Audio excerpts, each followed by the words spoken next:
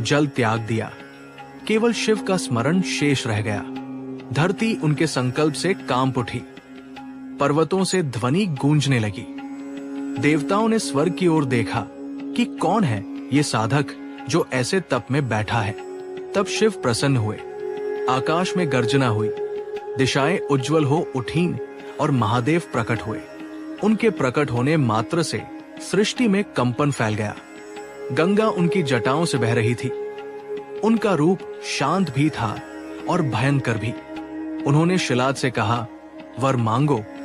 शिलाद नतमस्तक हो गए और बोले, प्रभो, मुझे पुत्र चाहिए, पर साधारण नहीं, ऐसा पुत्र जो मृत्यु से भी परे हो। शिव मुस्कुराए। उस मुस्कान में ब्रह्मांड छिपा हुआ था। उन्होंने कहा, तुम्हारा पुत्र स्वयं मेरे तेज से उत्पन्न होगा। और तभी धरती से एक अलौकिक प्रकाश प्रकट हुआ, जैसे किसी दिव्य ज्योति ने जन्म लिया हो। उस प्रकाश के भीतर से एक बालक प्रकट हुआ। उसका शरीर तेज से चमक रहा था। शिलाद ने उसे गोद में लिया। उनका हृदय प्रेम से भर गया।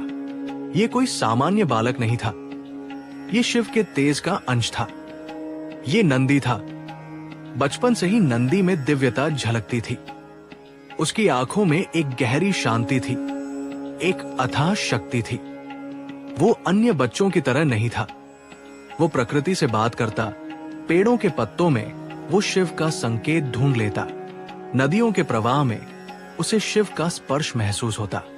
समय बीतता गया, नंदी बड़ा हुआ, पर एक दिन देवऋषि आए और उन्होंने नंदी को देखा।